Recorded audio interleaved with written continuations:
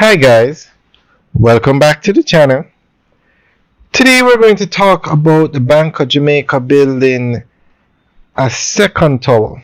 It's going to be a 10-floor building, and on the left that is the current Bank of Jamaica tower. Beside it, that's the Scotia Center, the building with the black glass. And that building on the right is the Air Jamaica building.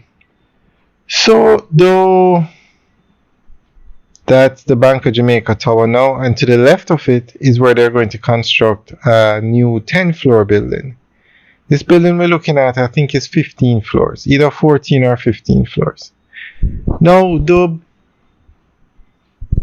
Bank of Jamaica is the central bank for Jamaica, and it regulates all the banks in Jamaica, but the portfolio is increasing because they're going to be doing other services.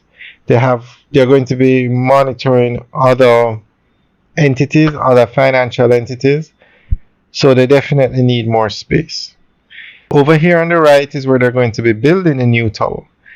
And guys, look at this prime real estate. It's on the harbor, it overlooks the harbor, it's like oceanfront property, and they're using it as a parking lot. Now, this building was built back in the 1970s, and a lot has changed since then, but so much real estate in Jamaica is like this. Now, on the left, that's where they're building it. To the right of this building, another parking lot.